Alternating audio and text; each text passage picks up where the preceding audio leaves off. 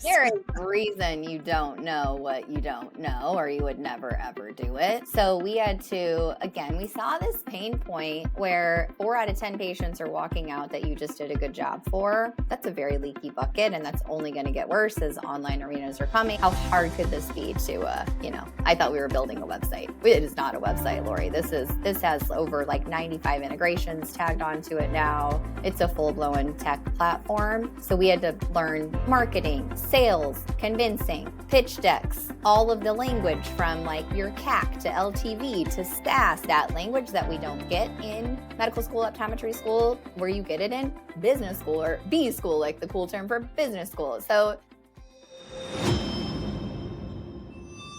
welcome back. Today's guest is an amazing person. I'm so excited to introduce her. She has managed to do the impossible, which is make contact lenses sound cool. She is an optometrist, an entrepreneur, and she's co-founder of Dr.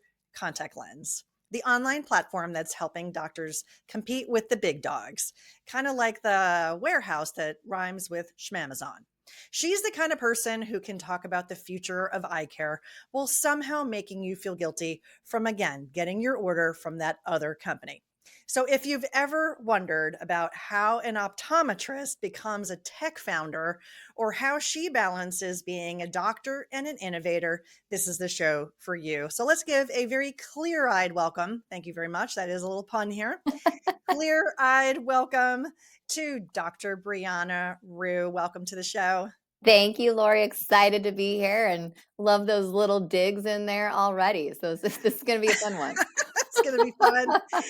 Absolutely. All right. Right out of the gates, the question is there an entrepreneurial gene and what does it mean to you? I think there's 100% an entrepreneurial gene. And I think it comes down to if you're exposed to risk and what kind of risk you're exposed to early on in your life. And so my entrepreneurial dream was planted as soon as I arrived on this planet with both of my dad and my mom. So my dad was actually building furniture in our basement when my mom was pregnant with me. And my mom said, all right, Bill, either get your sawdust out of here and like figure out how to make money off of this or like close up shop, like literally. And that's where he, went all in and found a shop and a furniture store. And so the smell of sawdust is alive and well in my nose to this day. So It's like a memory, right? You smell sawdust and you immediately think of your dad. yeah.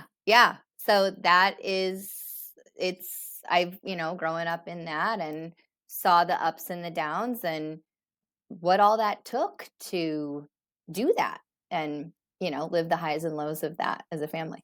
What were the kind of risks that you observed? The kind of risks that you're observing is payroll going to be in the bank the next day, them shuffling back and forth things. Now when I asked my dad about it, he goes, there were so many times, Brianna, I would walk in on Sunday to the store to sell and I needed $4,000 to pay off a note or something that was coming. And sure enough, that's what ended up in the bank account. And so learning the trust and the grit and the hard work and the perseverance and all that it takes, I just heard those conversations throughout our life. And now passing that forward onto my littles, 100% has been where I was, brought up. I think the risk taking is a very common thread. I've heard from entrepreneurs basically my whole career that we have to be wired to handle the risk, and the upside obviously is a benefit that comes with. The other thing that struck me when we met initially to talk about this interview was the topic of confidence. And what do you think about the entrepreneurial gene as it relates to confidence? Do you think that that's a learned skill or it's sort of a requirement in order to get into this world?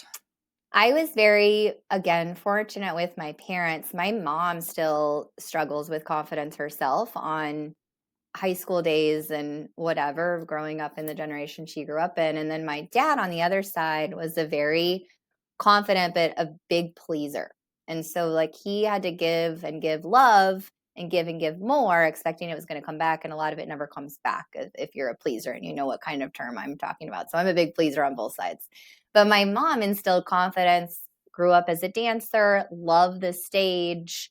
We got to do the commercials as kids where, like, there's a commercial on YouTube where we have my sister on a TV cart me spinner, and she says, our prices are spinning out of control. And so, like, we were the kids plastered on the side of a truck. And so confidence has never been an issue of mine. And then also, if I look back to middle school, my voice range, so like you go into show choir because you can dance and you just do these cool things. And I had to sing in front of my whole middle school experience with, the girls in the audience that were my bullies. So I know we'll get into that bit later, like the chip on your shoulder that you have to hold and what it does to persevere you. So confidence, you can also get that. And my dad always would say, you can walk into a room not knowing anybody, walk out not knowing anybody, or walk in not knowing anybody and walk out knowing everybody. Where do you want to sit? And that's always stayed with me and giving me that little kind of glow from the inside out to help bring that out in others. We're going to do an on the fly switch of our questions because you mentioned something so important and I don't want to gloss over it. You mentioned that you were bullied as a kid, and I am so sorry that you experienced that. Hey man, same to Uh, me. it is something that shapes us, our childhood shapes us. And let's talk about that, right? So you're saying, hey, as a kid, I saw my dad become an entrepreneur. There was ups and downs in it. And the confidence that you were developing on the stage and with your singing and dancing abilities is one thing. And then you've got mean girls squashing you, right? And squashing your confidence. Tell me a little bit more about that dynamic. And then how do you think that that helped you when you were coming into your own as a young adult and an entrepreneur eventually? Yeah, I mean, just to like put it straightforward, anybody out there struggling with that or having young girls and young boys in that, middle school area, not everybody's like means to be bullied. But mine was when in fourth grade, my parents ma- built this extraordinary house in a really cool neighborhood where it was where it actually happens to be where all the hot boys lived. And so I was their natural friend because we were out playing in the street together. And then when we went into middle school, two of them wanted to that's like when people want to start dating and like whatever. And so those were the four boys that were there. And I obviously was friends with all of them and like cool with all of them. So I'm like a boy girl. Like I have more boyfriends than I do girlfriends because girls were just never got that. And it's still true to this day. So in my mom, whenever she'd pick me up, she didn't know who was getting in the car, crying Brianna emotionally, hysterically, or the day kind of went okay. And so she did a really good job of, having the parties at her house, making sure to not alienate me from that. She made me live through it. She made me talk about it, right? As hard as that is, and you want to shelter them. She really did make me work through it. So fast forward, like when Facebook days came, and you have that chip on your shoulder, and it makes you can either go in and into a tunnel and not come out on the other side. And we don't want that. And I easily could have gone that. Like, thank God, Instagram and Facebook and what they're dealing with today is just to the nth degree. But you have to get a really thick skin. And my mom, especially an entrepreneur, like you as an entrepreneur, you're going to pave roads and you're going to get arrows shot at your back. You're going to get knocked off. You're going to get made fun of. You're going to be told this is a dumb idea over and over again. And if you don't have that core belief in yourself of your why, it makes those days really, really hard.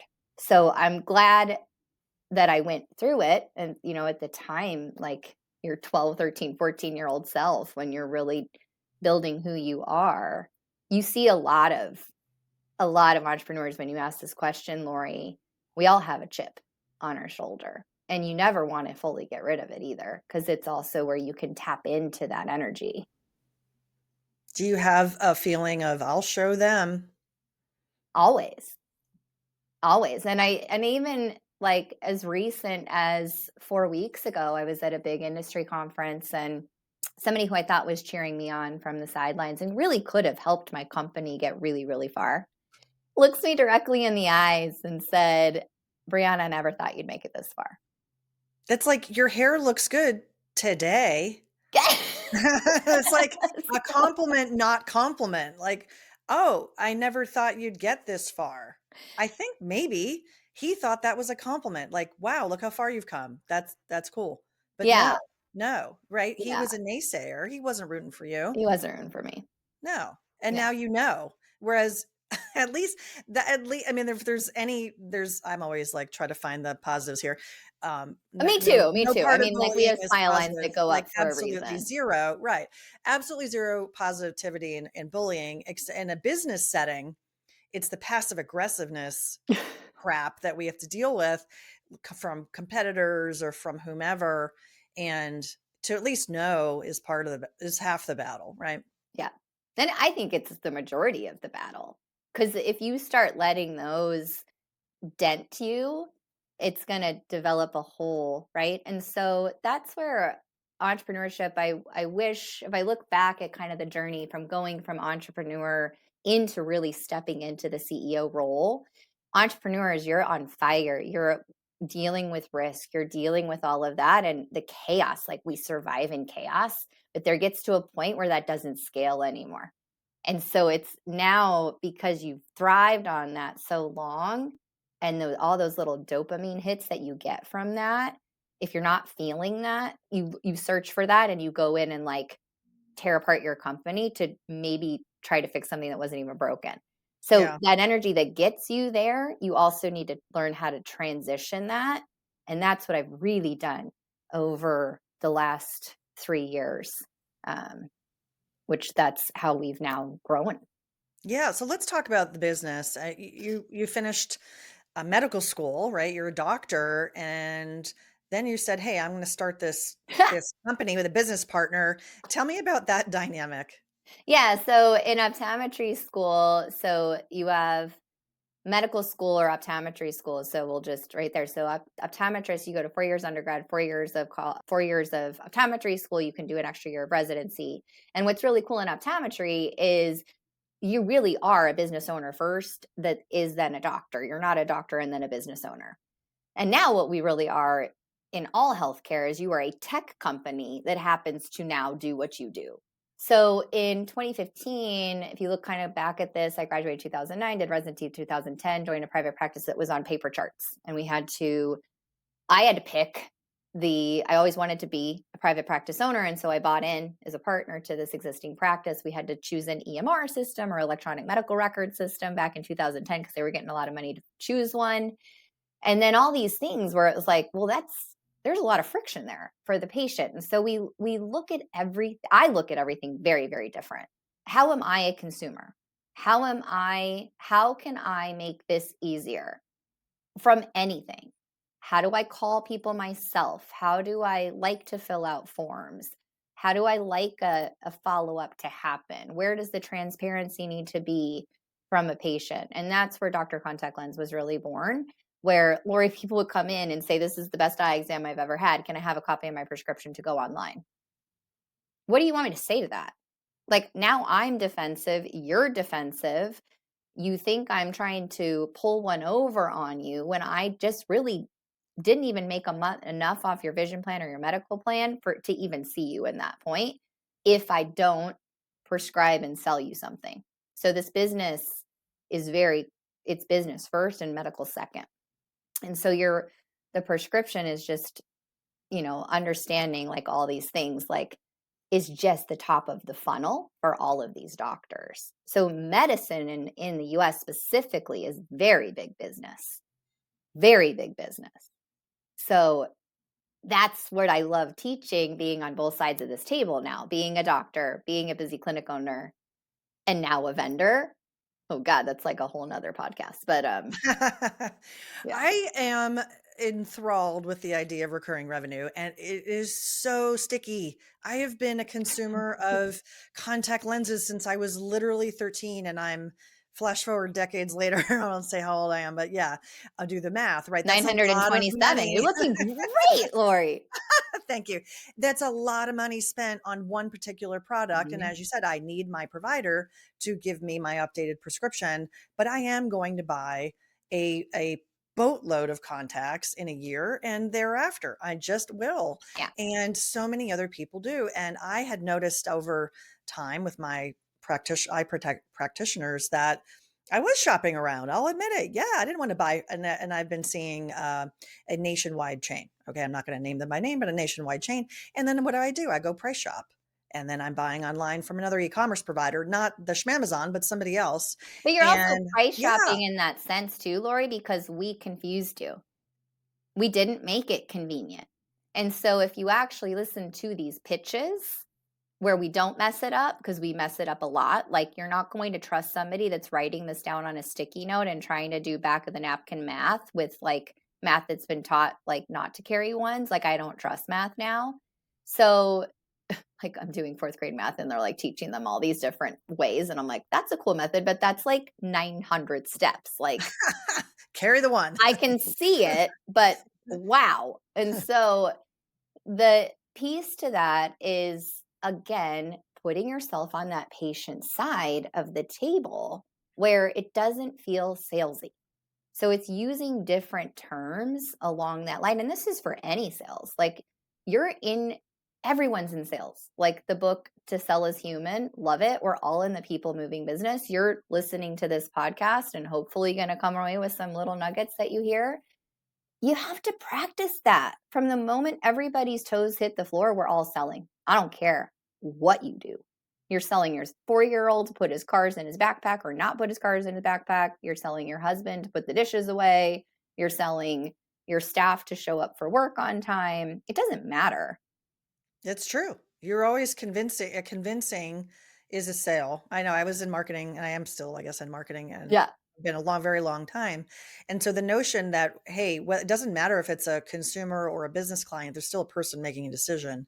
Yeah. And there's an emotion there, there's a feel good, there's a value, and we have to make sure we have the right fit. What I like about how you and your business partner created a company to solve an optometrist business problem, which is Yeah. I'm not getting recurring revenue that I should be getting from my clients. Yeah. And your platform essentially solves that pain point, which is so important as an entrepreneur, right? So how many entrepreneurs do you know?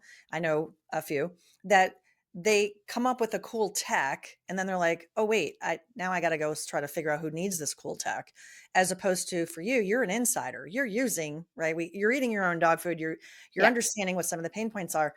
Tell me about that journey of, okay, now you're going to switch gears from I'm an optometrist and I have my practice. So you're an entrepreneur there for sure. But now you're also a tech platform entrepreneur. What was that like? Was Oh it my imposter God. syndrome? Was it like, I got this? There is a reason you don't know what you don't know, or you would never ever do it. So we had to, again, we saw this pain point where, okay, 4 out of 10 patients are walking out that you just did a good job for. That's a very leaky bucket, and that's only going to get worse as online arenas are coming.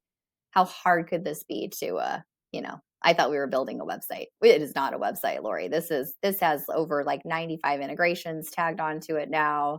It's a full-blown tech platform. So we had to learn marketing, sales, convincing, pitch decks, all of the language from like your CAC to LTV to SaaS to like I was at some of my girlfriends, my optometry girlfriends were in town and they're like, wait a minute, you sell like SaaS? And I was like, oh God. No, I mean I do Not sell that kind of I sass. do sell. Yeah, a lot of it. That's really funny. But Two like A's, not software, two S's. yeah, Well, there too. are two, but Yeah. So it's interesting of understanding like what CAC is, like your customer acquisition cost and what a lifetime value is, and teaching them that language that we don't get in medical school, optometry school, where you get it in business school or B school, like the cool term for business school. So that's like where I've made this transition is reading a lot on leadership, mindset, the business books on how to build your tech and make sure everybody's rowing in the same direction. And that's also where I think business owners and I even hate the word small, like small business. Guys, they keep you in a box. The definition of a small business is a business doing less than $25 million in revenue a year. Lori, that's not small. No, it's not small at all. I would say small is in the eye of the beholder, right? There's a lot of effort and time to go from 2 million in revenue to 5 million in revenue to 10 and to 20.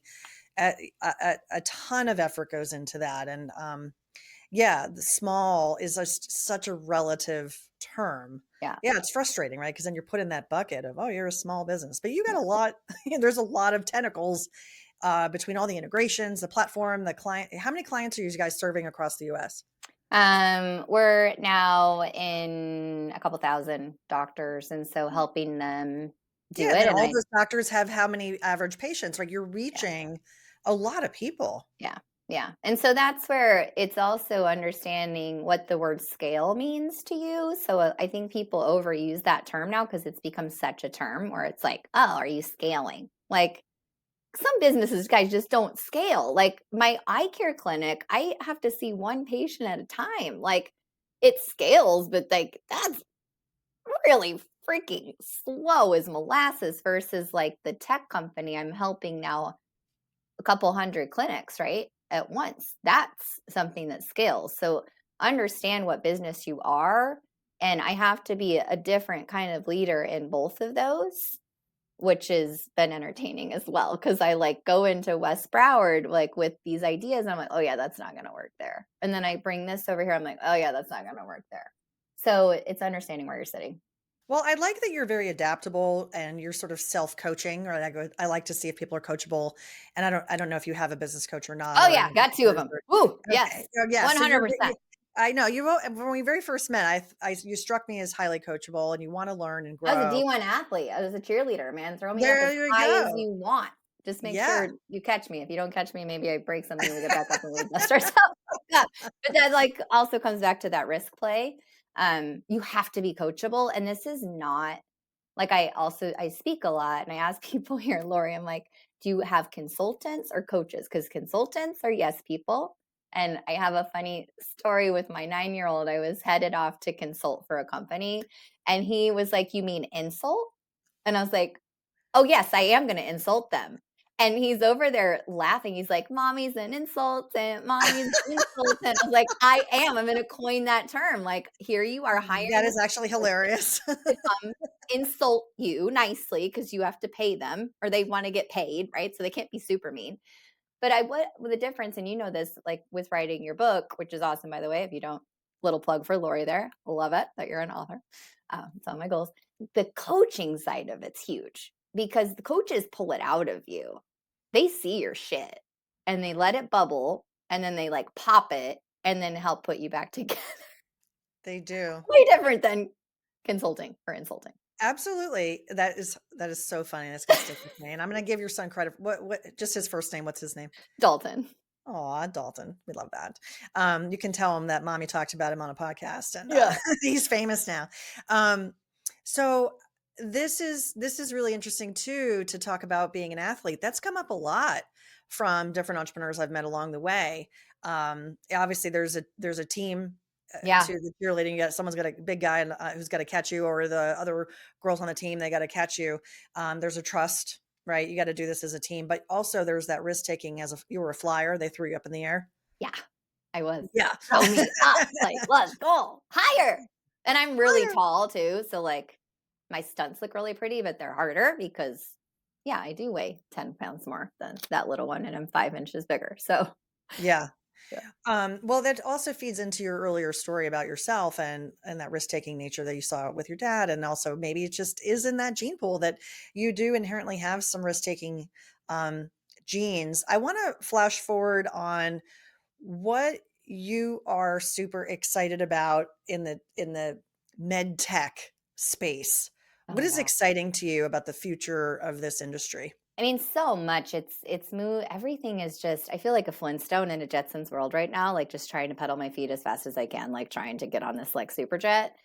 So I think part of this is giving yourself grace a little bit. I was just at the Inc. 5000 conference, and there were 4 words that were like whenever you go to a lot of conferences, and there happens to be a theme, and you can pick it up if you're listening for it. So obviously big word is AI, but AI is really not there yet. This is just an invisible layer that's going to lay on top of everything like electricity. And we don't have the infrastructure yet. We don't have the developers yet. We don't even have the power yet for this. And so if you're listening to this, just start playing with different tools on looking at mundane tasks that humans should just not be doing. And that's leads into what we build at Dr. Contact Lens. Laurie, it was 28 clicks Wow. to process a single order. Like, that's insanity. A Yeah. person, you know how many times you can mess up in that step? So we got that down to 2. That's really cool, where these integrations or API access points are getting really, really cool. AI agents. So again, that's just a term for programming on something that can be repetitive over and over again that can be automated. So that's just a fancy word for automation. You don't want your Tesla driving off. And so like this whole agentic, guys, it's just still yes and no statements. We're going to get them learning, and that's fine, but we don't want them to go rogue. So you still need to be in control. So like human, AI, human, which is a Selena McGee term. And then you have culture. Like, what the culture is something that you have to work on every single day for yourself. So right before we got on the call, we were just kind of talking about smile lines. I see patients, and I can tell you, Laurie, the ones that have been happy their whole life and the ones that have just been like, I'm not excited to be here. Which side of the table do you want to wake up on? And the other word that kept coming up again, so we have AI agents, culture, and upskilling, which is just another term for training. So my parents, like for 30 years, 40 years, they were furniture builders. And yes, my dad adopted new technology and things like that. But his career really lasted him. Your career, guys, oh my God, like you have to keep up on here. And so this is such a marathon now on mindset. So mindset really excites me. Longevity of living, like you should really, really live, and then die. Like these slow deaths, I don't want to do that personally. So longevity excites me in the healthcare tech space. And then also, just because you have the data, do we really need all this? I don't know. So it's kind of where I'm sitting, is just because we can optimize something doesn't mean we should optimize something. But the interconnectivity where you as a patient can go doctor to doctor and all have that intertwined, we're still not there yet, but that's what excites me, is how can you make healthcare more streamlined for that patient? That's what we all need to be doing. I want to talk about purpose. Yeah. We're going to summarize to say, what is your purpose? And you can describe it as either purpose inside your business, outside your business. Maybe it's one and the same. How do you think about that? Yeah, so purpose really comes down to your core values. My core values and purpose is just heartfelt joy, like smile at the end of the day, that feeling that gratitude that one thing went my way that day. Because as an entrepreneur, it's like these highs and these lows, and a low and a low and a low and a down and a crash and a burn and a like a wee, and then like burn, burn, burn, like that. Ugh, where's the forest for the trees on this day? And so purpose there is laughter. Who can I call when I'm having a really good day? Who could I call if I'm having a really bad day? Just to help them and help others. So as the vision person, like to bring this back to vision, it's that, like the mindset shift. People call me a cliff pusher. So like if you have an idea, don't tell Brianna, because she'll push you off the cliff and make you do it. Like, don't just be talking about it for 10 years and then the regret side of it. Nobody wants to live on that. The So regret of doing it or the not regret of not doing it, doing it. I think more of it's not doing it. And then just that idea will just bury in your head. And right, it's just all about planting the seeds. And like personal freedom, just being able to wake up every day and build my own dreams and help others build theirs. So that's one of my quotes I live by daily. And you do this with consistency. So keeping those, I have my little 3 frogs right here. And so this is my 3 frog game, which I can leave all the guests with. this is a really funny entrepreneurial story, which I think we can sum it up on. Um, I was 4 weeks postpartum with my second baby, who just turned 4 yesterday. I have a 9 and a 4-year-old, and Dr. Contact Lens was exploding, and the baby wasn't even supposed to be here yet because he was early on me because I had an advanced maternal age pregnancy. And West Broward Eye Care, I had another associate that we were onboarding there. I was just on fire, like also breastfeeding and doing myself and like having just built a human and like my brain being inhabited and like all that comes with, right? So I was interviewing a COO for the time to grow. Like we were just couldn't onboard fast enough. It was all just unraveling, and it was right at that tipping point where I needed help, like significant help. And as physicians, we don't ask for help fast enough or soon enough. So please ask for help. So I was interviewing this guy who had done it before, and he goes, Brianna, do you ever walk in the morning and write down the 3 things you need to do that day? I was like, I'm sorry, what? 3 things, Laurie? You think my list has 3 freaking things on it? Like, 10, 15, 20. I like cussed him out. Like, here I am, sleep deprived. Like, you have to also meet people where they are, right? That empathy side of things. So, all right. So the empathy side of things. And I was like, what I don't need is a list of 3 things. What I need is a freaking wife that's going to help take care of all this other stuff, make sure I'm fed, they're fed, all the errands are run. And so it planted though a thought. And I was like, 3 things. What did he mean by this? What did he mean by this? This is so dumb. Like 3 things are so stupid.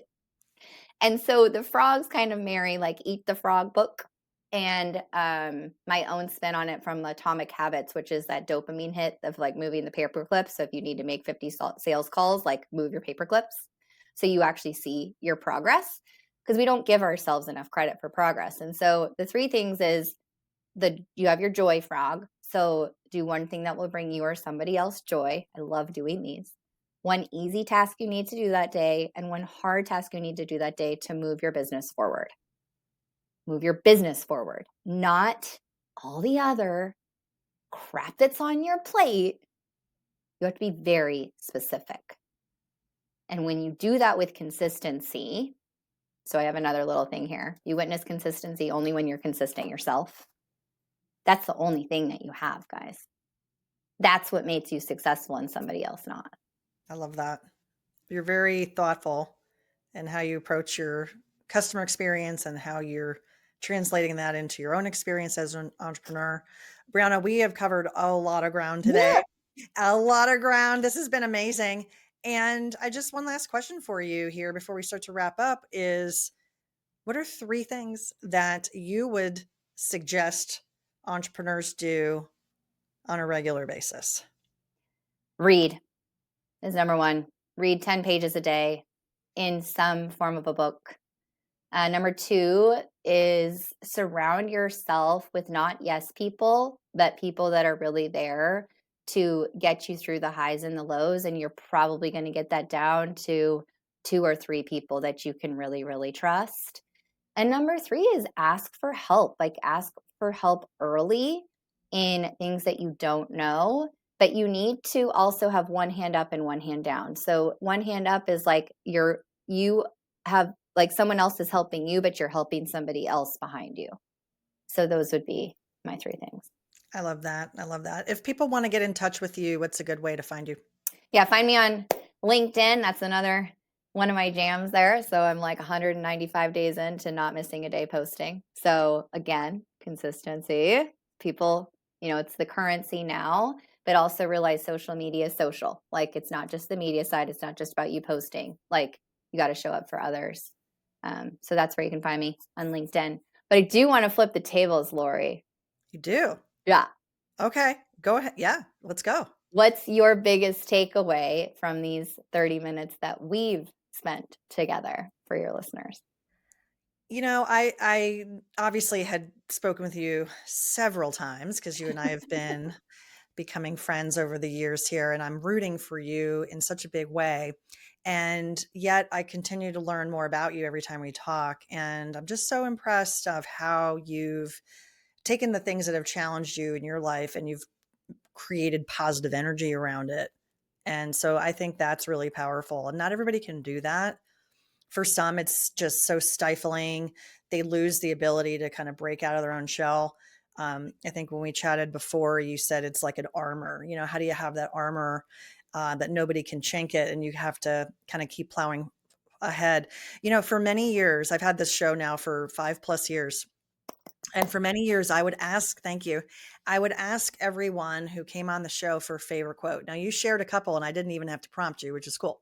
But, you know, here's sort of a fun fact. For many years, the favorite quote was "The Man in the Arena" Mm, by former Marcus President Aurelius. Roosevelt. Or yeah, And it's Marcus Aurelius. it's summarized. It's a very, very long speech, but it's summarized with Yeah.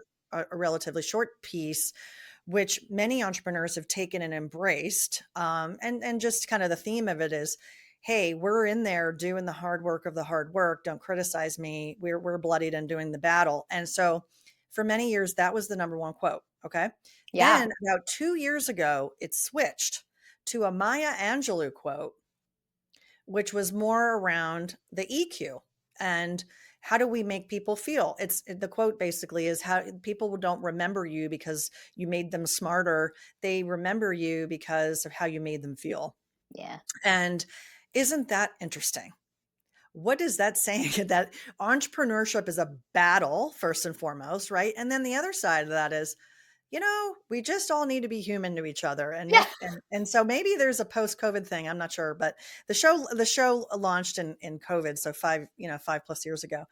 And so as I spoke with you today, I guess I did hear a bit of both.